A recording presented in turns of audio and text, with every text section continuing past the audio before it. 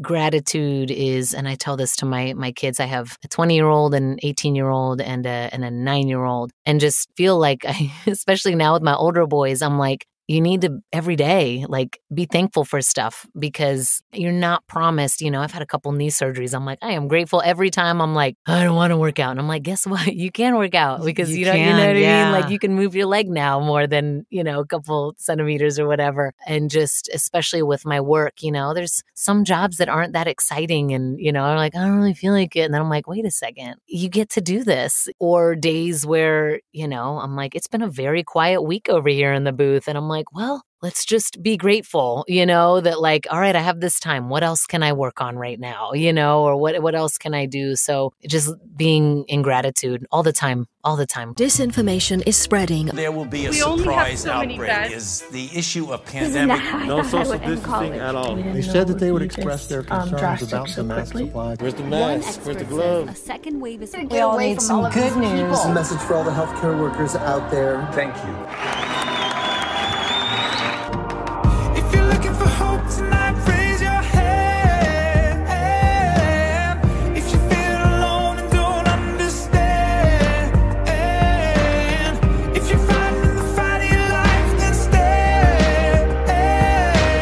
From Santa Rosa, California, this is 19 Stories. I'm Cheryl Halling. My guest today, Marisa Blake, is a bilingual voice and on-camera actor, voicing everything from commercials to audiobooks and e-learning narration in both Spanish and English. She's also the set designer, camera operator, and host for Independent Arts Music Nashville that brings the Echo Sessions to PBS, a live performance music show that's now in its 5th season. Marisa is immersed in the Asheville music scene as an incredibly talented singer, guitarist, and keeps the rhythm for several local bands as their drummer. She's known to the residents of Asheville as a voice of WLOS TV News 13 and as the creator of Miss B's Audio Reads, where Marisa broadcasts herself reading children's books. In 2020, Marisa won both an AudioFile Best Audiobooks for We Are Not From Here and the Parents' Gold Choice Award for Sofia Valdez Future Prez. In 2021, she was nominated for a SOVAS Award for Outstanding PSA for a project that was directed, sound designed, and voiced by Latinas. Marisa is passionate about bringing awareness to the historic contributions of the Latin community with her Hispanic and Latinx Legends series and the artistic contributions of Brown and Black youth through her position as a board member with the Asheville Writers in the School Community, otherwise known as AWITS. For someone who was told as a young girl that she sounds like a boy, it's safe to say that Marisa has done quite well for herself. Marisa Blake, a very warm welcome to 19 Stories. Oh, thank you, Cheryl. That little introduction got me a little teary-eyed. Hey, if I can move you to tears this early on, we're off to a good start. Like, can you write my bio and my resume, please? We can work it out. Thank you so much for joining me today. And how are you doing? I am doing great. I had a delicious lunch. I hung out with my kid for a little while after school, and I can't complain. Marisa, I'm not sure really where to begin talking about the richness and diversity of your career other than to ask how you went from one of the things I didn't mention in your intro because I figured I'd leave time for you to speak instead of me. Is you had an initial career as a school teacher for 6 years, to an education and outreach healthcare agent, to having and running your own very successful voiceover business. So I'd love to hear about how that happened for you. What was kind of was it a natural progression for you? Or was there like a key point in your life where you went, this is where I belong? So yes, I got my degree in elementary education, and I taught 2nd and 3rd grade for a handful of years, and it was beautiful and very difficult for a lot of reasons, and that could be a whole nother podcast.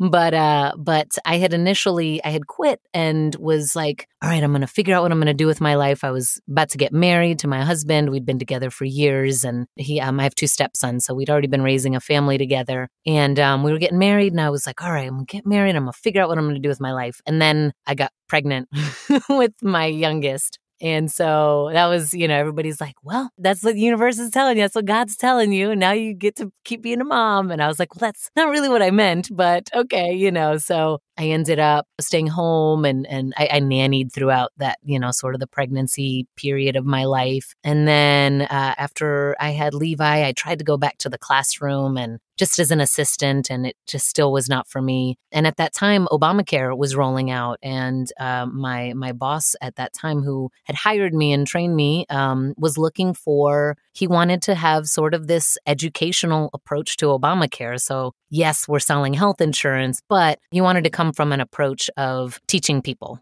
about. I was never like, oh, I can't wait to be a health insurance agent. But I very much appreciated the approach. And I loved knowing how this whole system worked, and everybody's coming in all mad and they don't understand, and just being able to. Yeah, a lot of people didn't understand. So I could see how that role would be so beneficial. It was awesome. And I was like, man, it'd be cool if we maybe had almost like you're teaching children, just like a really broken down, like, this is how it works simply, and just try to, because there was a lot of confusion, especially those first few years. So my job was to explain to people how it all worked, and then to help them get a plan if it worked for them. And so that was cool. I actually really enjoyed that. I was able to work in Spanish and in English. It's always nice to be an ally to the Latino community. And then actually it was through that I remembered I did some screen acting and voiceover work when I was younger. I was 13, 14, 15. I grew up outside of the DC area, and my brothers and I got scouted.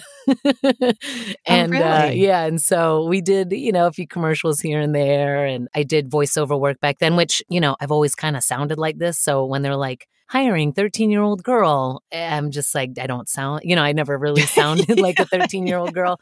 So that was an interesting, but that was back when you would go to the studio to record. But my boss at the insurance office said, hey, would you be interested in making some YouTube videos? And so I made educational videos where I hired my buddy, who's one of the camera operators at IamAvl that you mentioned. So he and I went around, and I basically created this content for eLearning, sort of behind the scenes before I really even knew what eLearning was, but just behind the scenes explaining, how you can work with somebody to sign you up for health insurance. And then I also did a few spots that ended up going on YouTube, and which was my face, and just, hey, come stop by. We're over here at this office. And I was like, man, I like being in front of the camera. So I signed up for acting classes, took some classes for years at the Actors Center here in Asheville. I learned a lot about, just auditioning and film, just, the difference between like the theater side of things and,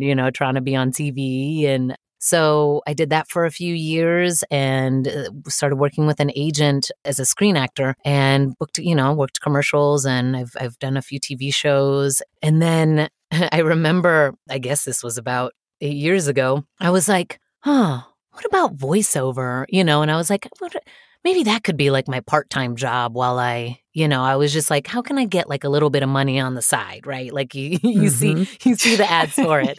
And so I started to just kind of research it and get into it and talk to some friends who were doing it, and, big learning curve because the industry has changed and shifted. Yes. And so I learned, it didn't take very long to figure out like, oh, this is not like a part-time job, sure. Not if you want it for a business. Exactly. No. Even if you want to make your part-time income, you still need to be available to do it. Hustling. And you still need to be doing your marketing and reaching out. But I learned that I loved it.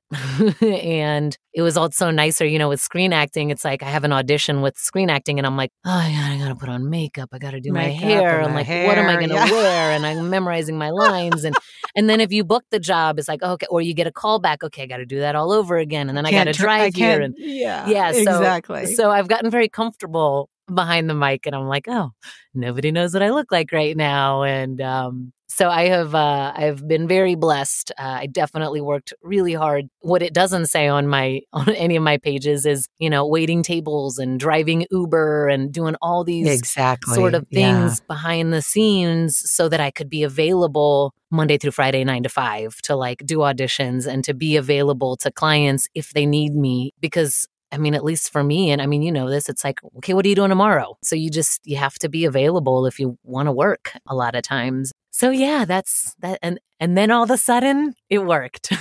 All of a sudden, overnight, Yes. baby. Well, I love that you set up really like the next 5 questions for me that I have written down. Boom, let's go. So this was perfect. But by the way, just as a side note, for the listeners who have not had a chance to see your face yet, I believe it was a love relationship from the camera's end as well, because you are very easy on the eyes, my dear. And, you know, you are not a face for radio. You are a face for radio and television and fill in the blank. So that's going to be my side line.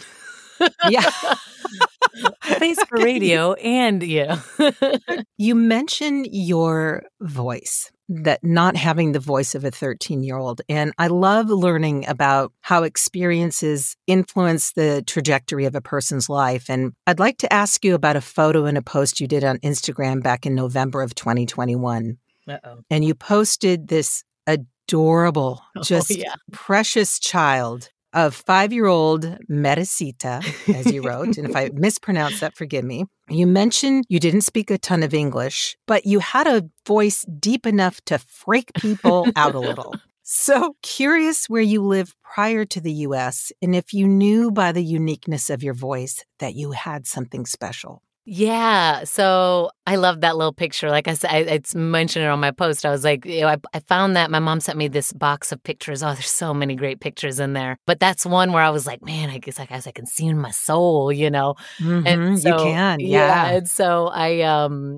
just like, you know, when I was trying to build all this, I have my little vision boards and I have all this stuff on my desk. And I put a picture of Marisita up there and I was like, you know, let's go, let's build this, you know, and just kind of almost like I want her to be proud of herself, you know, I want her to be proud of the adult version. So yeah, I when I was little, I just remember people like I would talk and they would just like almost like their jaws would drop. And I wish I need to, you know, my parents, when they split up, a lot of sort of like family videos and tapes, those old, you know, little cassette tapes. But my dad has this great footage that I just remember hearing like when I was older. And it was just like, and he makes fun of me. He's like, Papi, Hugo, you know, like, he's like, I was like, I sound like a demon almost. But, you know, and I just remember people's faces in it. I was, or being like 10 or 11 and people being like, wow, what a sexy voice. And, you know, I'm like, what? I'm a kid. Yeah. And so just being thrown off by, you know, that. And then also definitely getting made fun of for it. I was a tomboy when I was a kid. I played sports. I played basketball up into my 30s and just always hanging out with the dudes. And, you know, I have brothers and now I have sons. And so like, you know, I just remember, why do you sound like a boy? Why do you sound like a boy? You know? And I'm like, now my little boy makes money, you know? I was going to say, and now I'm sure that little boy is kind of kicking stones all the way to the bank. Yeah. So I'm curious if there was an element of fear that you felt in knowing that your voice was considered so unique for such a young child and that perhaps you felt it singled you out somehow. No, I don't think so. No, I never felt, I never, I mean, you know, I also, my line would be, oh, beat you up like a boy too, you know, like, like I don't think my voice ever really made me feel, it wasn't too bad to the point where I was like worried about it.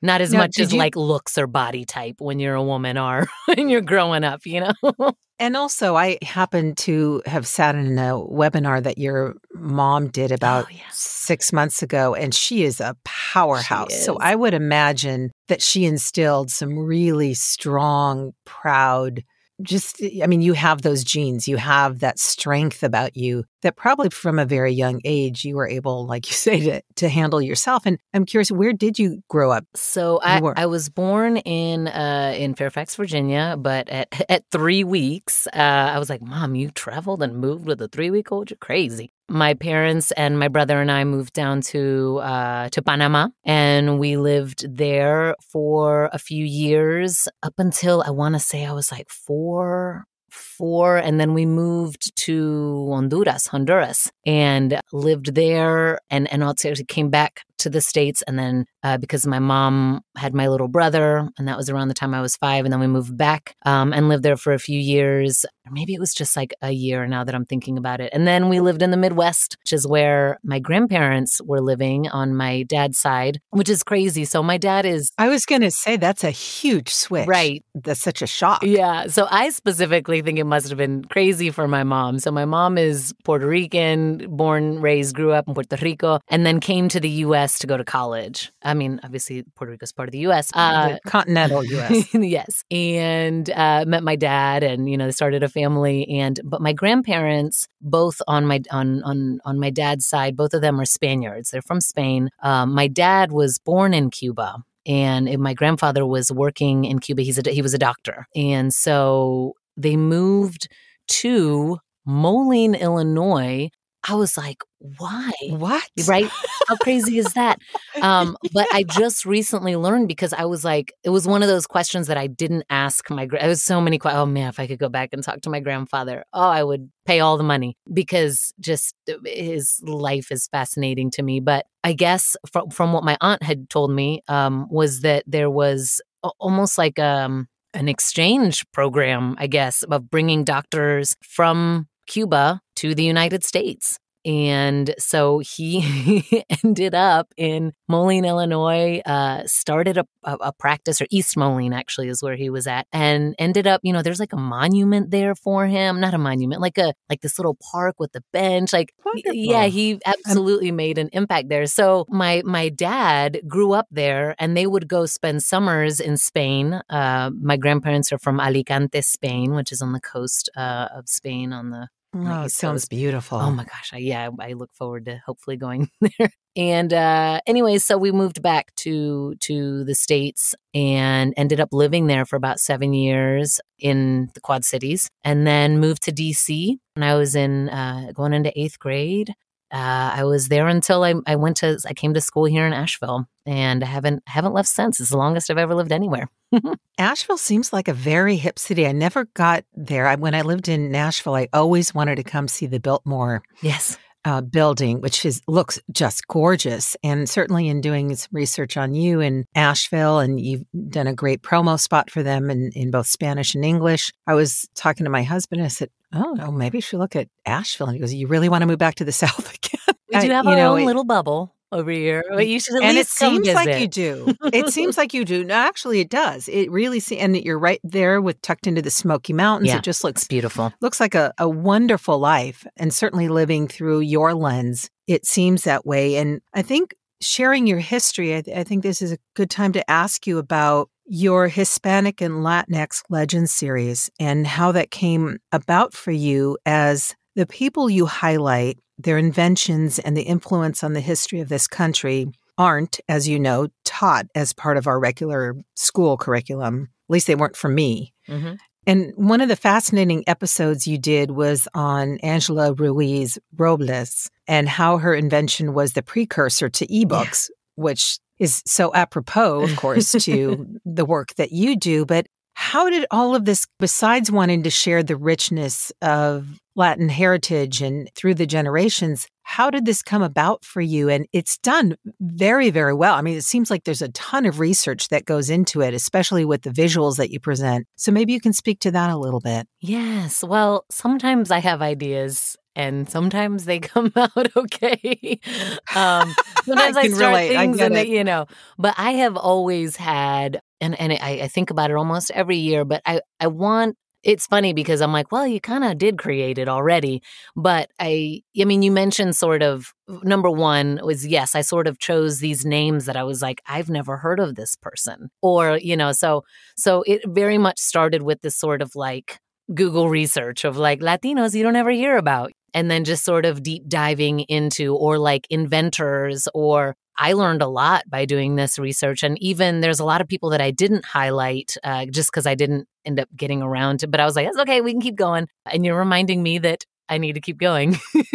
But yeah, so I just spent time looking up really incredible Latinos who helped shape our present, and just giving a shout out, this country, I'm like, we're all immigrants to this country, any way you look at it. So being a Latina myself, I'm like, that's what I can do. I can help highlight and give voice to, and and I actually created all those spots using Canva. Really? You did a beautiful job. Thank really you. Lovely. Shout out to Canva. Hey, Canva. But yeah, so that just stemmed from an idea that back when I was a teacher, I had these sort of like, oh, okay, it's Black History Month. And so let me get out my Black History cards and, and like, let's learn about, people who made a difference. And then every time I looked for like, I just feel like we kept looking at the same names. It's like the same, we're learning about the same 8 people, and it's not like their impact wasn't huge. And yes, we should absolutely learn about it. But my thought was to look for folks that maybe people hadn't heard about before, and hopefully, shift the narrative for some people who forget that we are a nation of immigrants, and that, Latinos as well as other immigrants made a huge impact on our present day life. Well, especially what it means for Black and brown children growing up, and like you say, the same 8 people, and if they're not seeing themselves reflected, what does that mean for their belief that they can grow up and do X, Y, and Z? Yeah. And I really found it really fascinating. So whether you pick it up or not, because I also know that Miss B's audio reads. Aww. I was looking at some of your videos last night, and you have me singing my colors in Spanish. Thank you.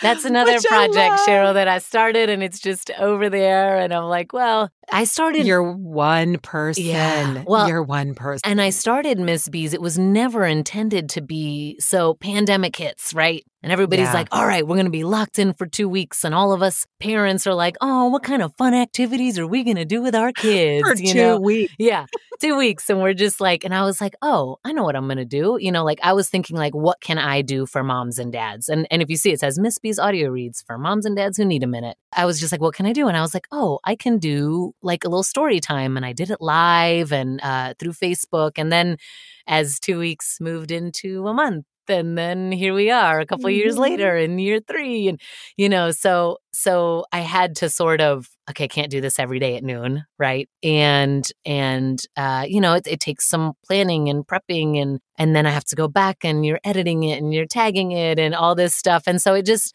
like you said, one person, and it's hard to keep doing it. But I love Miss B's, and I have like a handful of kids whose parents still are like, oh, we watched Miss B again, and they still know their colors. And so we had a lot of fun with it. It just wasn't intended to really, and actually, I'm sorry, I am backtracking. Before the pandemic, I had started Miss B's, but it was really, if you look at like some of the earlier ones, I was wanting to get into audiobooks for kids, and I didn't know where to start. And so I was like, I'm just going to start a YouTube channel. And I know that this may or may not. Which is brilliant entrepreneurial idea. Yeah. And I was like, I'll just take pictures, and I will, some people were showing themselves doing, like, oh, here's where the wild things are, and they're reading it. And I was like, I'm just going to do the pictures. I'm going to keep my face out of it. And so that's where Miss B's started, was just sort of like a practice round. And also, I wanted to reach out to Scholastic, and I wanted to reach out to all these companies and just be like, hey, look, I'm good, but I didn't have anything to show for it. So that's where Miss B's started, was to just have a link to send somebody. And then I came in front of the camera and started doing more like teaching stuff once the pandemic hit. Yeah, I think they're so delightful. I mean, you'll do some in looks like your living room. You did one out on your back porch when it was a beautiful sunny day. You can tell your influence as your years of being a teacher, because you really have that. And I mean this in the most respectful way. You're kind of like a a Miss Rogers. Aww. You have that connection with kids, and it's so delightful. I mean, I found myself literally like when you're pointing to the camera for me to sing my part of the song, and I found myself starting to sing like a kid. It was like really intimate. Oh, I love that. Oh my gosh, I would love to be Miss Rogers. If anybody out there's listening. You seem to be doing quite well, my dear, and you are doing some delightful children's books. Yes. And speaking of one in particular that you mentioned, which was recent bilingual narration of a children's book written by Salissima, Mi Casa is Mi Home, produced by Dreamscape Media. And you mentioned again in one of your posts that his book really resonated with you for various reasons. And besides it calling on your bilingual narration, acting, and teaching skills, what is it about the book in particular that made it so special for you? Yes. Oh, man, I got that book and I was like, this is so, I mean, obviously anything kid-related I get excited about. But the main character's name is Lucia, and that was like no question about it. If we were having a daughter, I told my husband, I was like, babe, I want to name her Lucia. And we did not have a daughter, so we do not have a Lucia. So that I loved that name. Plus, her family was Puerto Rican and Spanish, and just I think at one point she talks about like grandma like waving at the neighbors, and I'm like, I just have this image of my grandmother like waving at us when we left with this. You know, my family on that side would know her little wave is like up and down, and just having that. You know, I very much grew up in a bilingual household. We spoke both languages. You know, my mom says now, she's like, I would talk to you in Spanish and you would respond in English. So I love again, any time that I can bring in, you know, even just little bits of Spanish words, you know, especially for all kids, but for kids who do hear Spanish at home. Back when I was a teacher, I remember I had some students who were very embarrassed that their parents would come to a student-teacher conference and we would have to do it in Spanish, you know, or they're used to having to translate for their parents. And, you know, just there's a little bit of embarrassment when you're different than everybody else, right? Or when then what is considered normal. And I just remember always being like, do not lose your Spanish, you know, like hold on to that. So like practice with your mom and dad, practice with your family members, like, but you want to have this for later in life. It was going to be helpful in anything that you do. Especially now, isn't that ironic? Yeah. You know, the very thing of trying to drill that out of children. And now as a bilingual artist, teacher, business person, that skill is in such demand. Yeah, absolutely. I mentioned that you're a board member with AWITS. Yeah. Let's talk more about what AWITS is and how you came to be involved with them and what the work is that AWITS does. Yes. So AWITS stands for Asheville Writers in the Schools and Community. And it actually started as a writing program in the schools here in Asheville. And it has shifted throughout the years to be a few different things. But, you know, the mission is to ignite social change through the power of arts, culture, and restorative self-expression. We're coming up on, I think, 10 years. I have been on the board. I'm in my second year. Yeah, I'm about to be 2 years in, going into my third year. I am the board chair. Very honored to be on here. I got involved really just the executive director is a friend of mine. We'd worked together actually on set for a short film here and that was filming here and connected there and just became friends. So he had reached out to me and was checking my interest. And I grew up in a very, my parents were always on boards and always doing service for Habitat. And so I grew up in a household where service and giving your time was a part of my upbringing. And I really found that, you know, working from home by myself, you know what I mean? I just found myself in this box, not really like, I was like, what am I giving back? You know? And so it seemed to fit. And they have a few different programs, but the main one is Word on the Street. Las Voz de los Jóvenes. And it started out as an actual magazine and it works with Black and Brown youth and they would write poetry, they would write short stories, they would paint and do art and then sort of publish this magazine. And now that things have gone digital, you know, they kind of work with social media. I'm actually going to work with them this spring to do some podcasting Oh, wonderful. Yeah. Oh, good. Yeah. And I was like, I know about using a microphone and like trying to be comfortable in front of it. And so. And telling stories. That's what you do. Exactly. And then they also have Family Voices, which is a writing program that works with families, not just the kids, but also families, and sort of like bringing people together through storytelling. And a lot of times those are offered in English and in Spanish, as well as there is a sort of teaching residency program, which I think is super cool. And what they do is bring in artists of color from various artistic genres, whether it's photography or music or writing and poetry and spoken word and podcasting. And so bringing in artist mentors of color to work with the schools and also with the squad, which is the word on the street team. So just really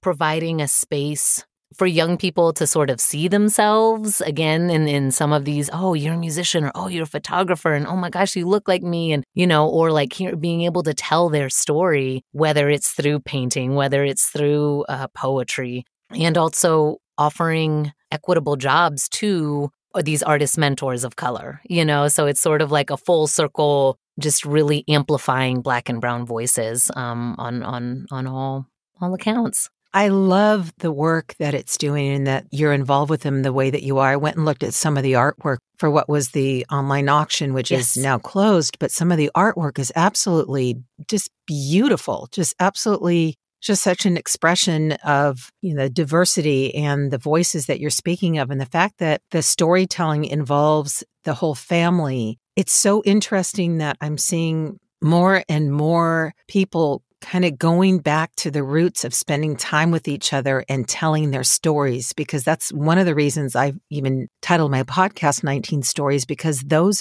the legacy, the word of mouth that we passed on through generations. And to have that and to know that you're curating, it's kind of like an artist co-op, but with different expressions, but having these stories be told so that, like you mentioned, your grandfather, how fantastic to have those memories. But what about if the stories were left behind, whether it was his art or spoken word? So we'll talk about how people can get a hold of you at the end and maybe support your efforts if they'd like to contribute, or I don't know if you offer membership or whatever, but that's certainly something to be involved in. And thank you for speaking to that. Yeah, thank you for asking. You're welcome.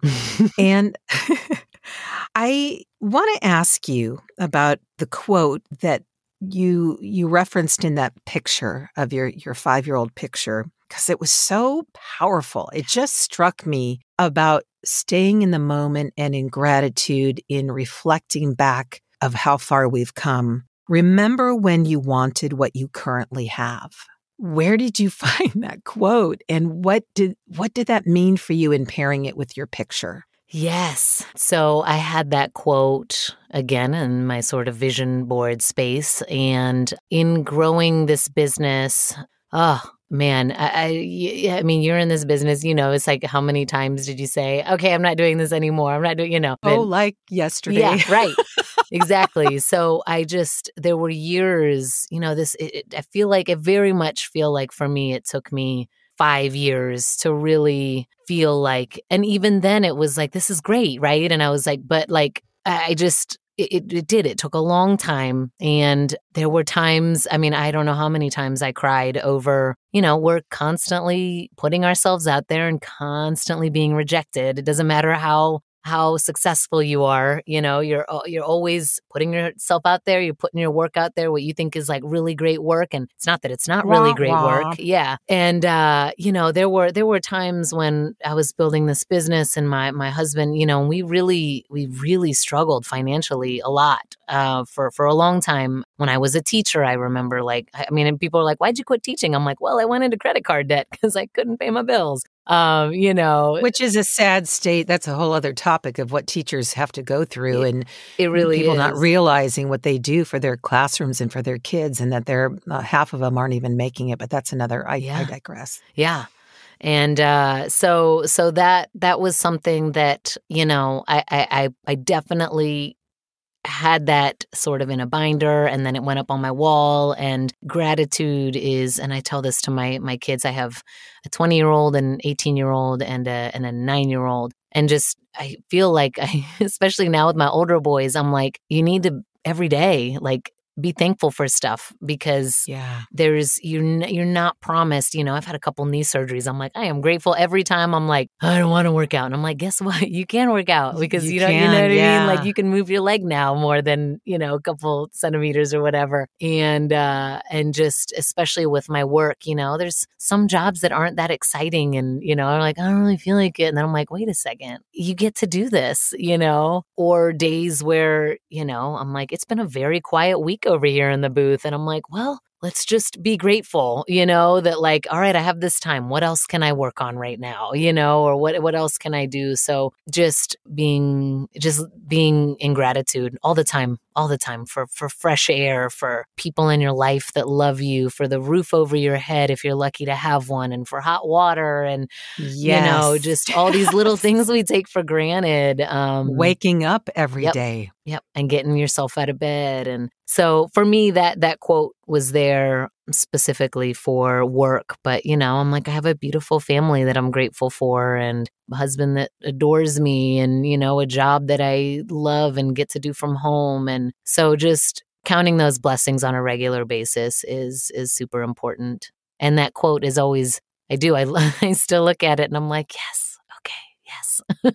Thank you so much for speaking about gratitude because it really is the key to, I heard it's kind of like a kitschy phrase, but an attitude of gratitude will raise your latitude. And it's so true. It's so true that even when you think there's nothing to be grateful for, everything you mention, I am serious every single day. When I get out of my hot shower and it's, it was 35 degrees this morning in my house, probably 25 because we don't have a really well insulated place. But Marisa, seriously, I went, thank you, God, for a hot shower. And it's simple, but it's like a luxury because right outside our door, there's people who don't have a shower. Right. So thank you for speaking to that. And if you had to pick one of your greatest achievements, professionally or otherwise, what would it be? Well, professionally, I would say that my voice is in the Natural History Museum in the Smithsonian Natural History Museum in Washington, D.C., which was my all-time favorite museum. And I used to go there as a teenager, like on a regular basis. And how cool is that? It is. That is so cool. I was like, that was a few years ago, but I was like, all right, I've made it. I'm done. Okay, I'm done. My it work doesn't is matter done if here. nothing else happens.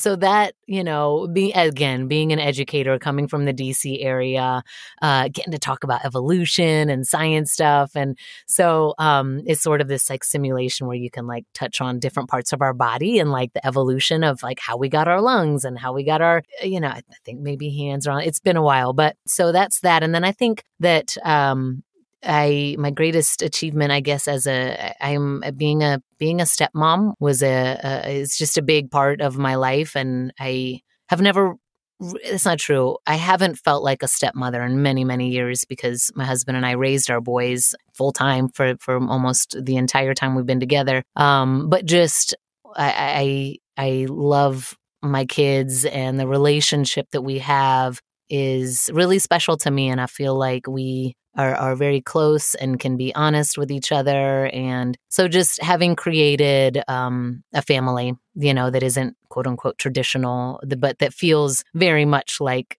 all my boys are mine. There's not this sort of separate, these are Josh's kids and these are my, this is our, we've always been a family unit. And now that they're grown up, ish, I'm just really proud, I'm like, gosh, my kids are so cool, and well, look at their mom. Yeah. That's pretty cool. So I'm super proud of that. That is a really beautiful thing that you have that relationship because I don't think people understand the position of a step parent is really difficult. I have a stepdaughter, but we're not close. We're estranged and there's so many dynamics and layers that go into being a step parent. And if you can find a way to, like you say, adopt them as your own and have that relationship that is seamless, that is, no, you are my family. There is no step. You are my sons. It's a really beautiful thing. So thank you for speaking to that because maybe it gives some hope to other people out there like myself that it can be done. Well, I'll tell you what is complicated. I remember when we first started dating, I was like, gosh, I need like a support group, Yes. And I laugh, but yes, I get it. Because there's certain things, and then you add in, when you do have another parent that you need to co-parent with, if you don't see eye to eye on certain things, and you don't, and so I think that there are all these layers, and of course, and then sometimes, and temperaments are different, right? Some kids come out of the womb and they're like the most agreeable, lovely people, and they make it easy. And some kids are like, "Who are you?" You know what I mean? Like, you're not my mom. Yes. I remember my 18-year-old. He was 2 when I met Josh, and I was very young. I was 21 when I met my husband, and I didn't really realize how little he was until I had my own son. And I was like, oh, no wonder he had such a hard time learning to love me. You know what I mean? Because he was still a baby and I was not mom, and it really, again, I was, in my mind, now that I look back, I was still a kid myself. I was going to say that you were quite young too, my dear. Yes. And so all of that played in later in life when I had my own, I had my own baby. And then I realized, now that I have, my oldest is about to be 21, and I'm like, oh my God, like you keep being a kid, but I just, there's just there's a lot of layers. And so I think that, if you're a step parent, definitely finding some support is super helpful wherever you can find it, whether it's other parents or, maybe there is, I feel like there should be sort of just like, with AA meetings, but for step parenting. I actually agree with that. You made the point that, you have to co-parent with another either parent or set of parents if the birth mom or dad is involved. And if you parent completely different than each other, it's not only hard as parents, but it's incredibly confusing to the child. Absolutely. So well, there's your next project. Yeah. You can now. I'll be like, it's fine. They'll grow up. It's fine, because I'm not in the trenches anymore. I'm like, it's beautiful. It was all magic. Yeah, nothing went wrong. Nothing ever at all. What makes you hopeful? So I did think about this because I've listened to several of your podcasts. You cheated. And one of the things I kept being like, I had a hard time in the sense that there's a few different things, but one of the things, and we touched on it a little bit, when we were talking about kids and just people seeing themselves represented in stories being told. I was watching a movie and I meant to write down the movie, but with our son the other day, and the cast of characters, I think it was one of the Avengers things, and I'm sorry for any big fans out there that I don't remember what I watched. We watch a lot of Avengers and Marvel and Star Wars, but there was a deaf character. There was a non-binary character. There was same-sex romance. There was it wasn't romance. It was just partnership. There was, there's strong women being portrayed. So there's this, I feel like, and in storytelling, I know that Encanto has been a huge hit, and, there's these pictures on the internet, right, of the kids that are like, oh my God, she looks like me. He looks like me. So just seeing that, and for me, as, I'm sitting here with my son and I'm like, I love that he can watch somebody speaking sign language and not be like, that's weird, but he's more like, man, I want to learn sign language, and that he can see same-sex partners and not be like, that's weird, because it's not.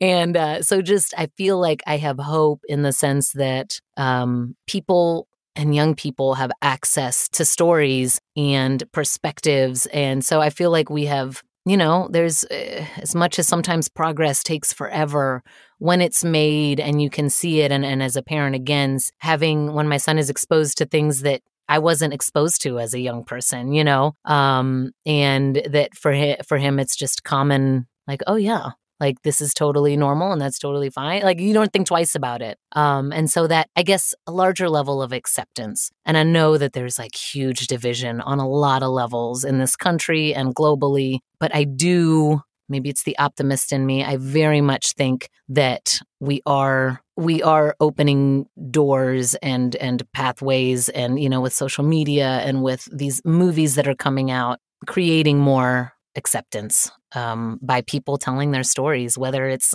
on Instagram or whether it's, in a Hollywood film. So just, having different stories and different perspectives and lifestyles and all that be showcased and shown and open for people to be like, oh, okay, I resonate with that or that, or hey, that's cool. Like, I'm not going to think twice about it. Yeah. And what that means for a deaf person or a fill in the blank when a child comes into a relationship or meets someone like that. Like, I think I mentioned this on one of my other podcasts when I first walked into Target, and no plug here, but I saw a full-figured mannequin. I'm like, oh my gosh, God. I love the thick mannequins. God. Because, I grew up at a time where everybody in my neighborhood wore puka shells, wallabies, Hawaiian shirts, blonde hair, blue eyes. And I've got my Russian, Canadian, German, Jewish heritage with my full hair and lips and butt. We love the booty, where do Cheryl. Now it's good, right? Now I like my booty too. But when I was growing up, I didn't because I didn't see it. Yep. And nobody saw it. And if they saw it, you were weird. Yep. And so now when people, it's a whole different thing for kids, which is so cool because that whole body shaming thing hopefully is gone. Yeah.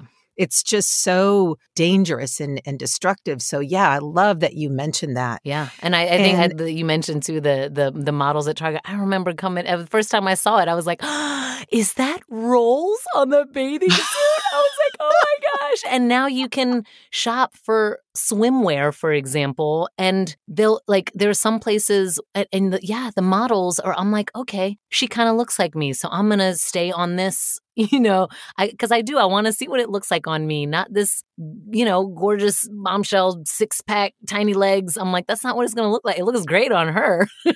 Right. Or the size 0. And I said this to somebody else. I'm like, what is 0 anyway? That means you don't even exist. Yes. It's like, what?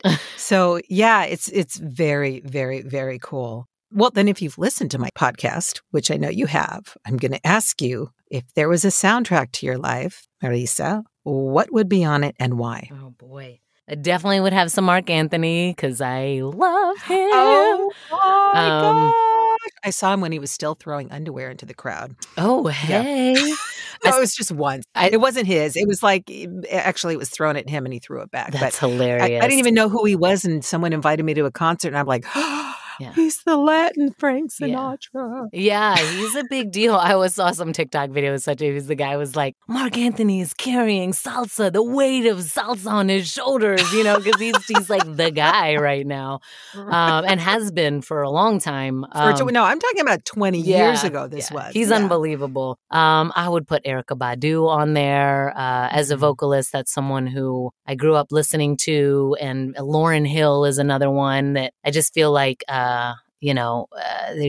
those are two people that I definitely listened to a lot of and shaped sort of, I guess, some of my musical stylings. And I can hear both of those in you as you say that. Definitely. One could only wish that,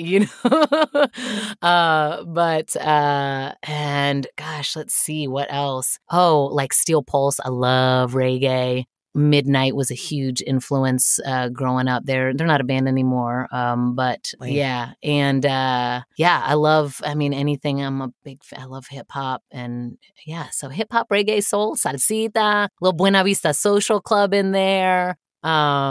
I definitely have my when I go to shuffle on my Pandora or whatever, it's like the most, we go from like dirty comedy to like salsa to like, Thievery Corporation meditation music to like, there's all kinds of stuff to flamenco, so yeah.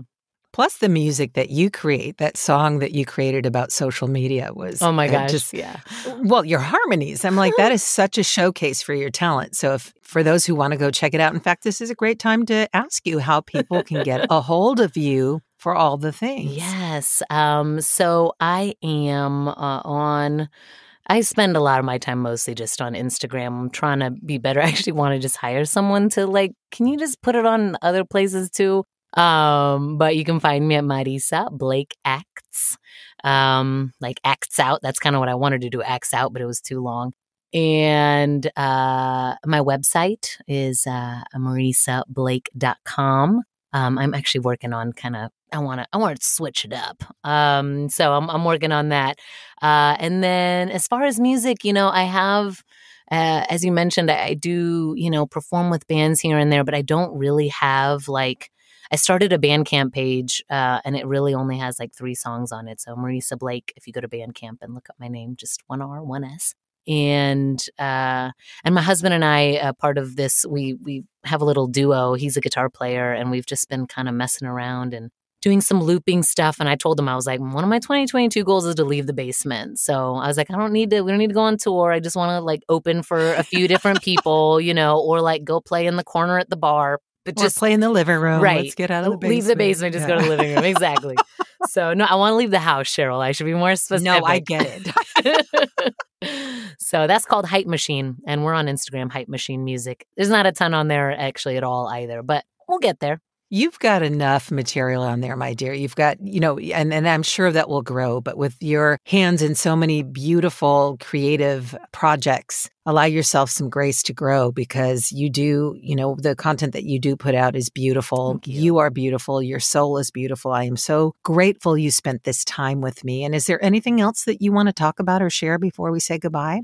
Well, I guess I wanted to mention too, if you have young people, you can check out, it's Miss B's audio reads on YouTube. And there's a bunch of stories on there. So if that's something that any parents or parental figures want to have a minute, that's what it's there for. You say, go ahead. I was going to say your tagline I was going to share earlier, but I figured you would speak to it for moms and dads who need a minute and for kids and book lovers to enjoy. Yes. And I appreciate you. Thank you so much for asking me to even be here. I'm grateful to be at the table. Oh, thank you so much. I really appreciate it. And I'm hoping this won't be the last conversation that we have, even though this was the first one. Hopefully we had a good first date. We did. And, we did. I'd swipe right or left, whatever is the right one. Oh my gosh. I've been married for going on 15 years. I don't even know what that world would be like anymore. That's a whole nother podcast. Yes, it is, my dear. Well, Miss B, Miss Marisa Blake. Miss B on all accounts. Okay. Have a wonderful afternoon. Thank you so much. Thank you too.